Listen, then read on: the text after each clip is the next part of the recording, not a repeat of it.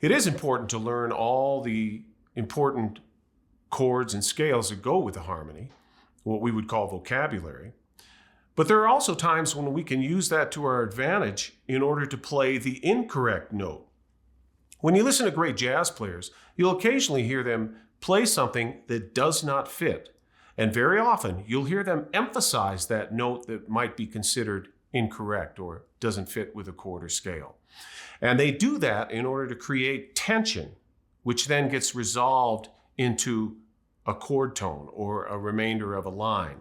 So they might do lower neighbor and upper neighbor to a particular chord tone, or slide into it like we do with our trombone slide technique.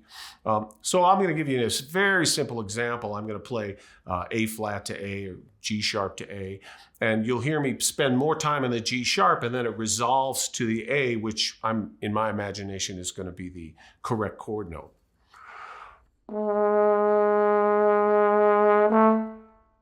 So during the period of time when the chord is going on and the G sharp or A flat is the incorrect note, that's what creates the tension. In order to increase that tension, I'm going to put more breath pressure on that incorrect note and then bring it into a resolution.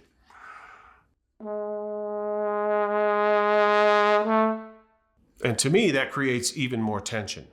We do the same thing when we're manipulating the trombone slide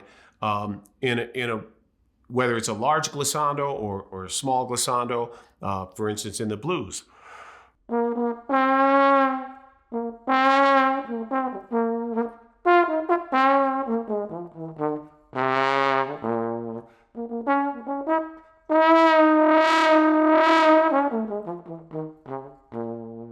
So not all those were correct notes.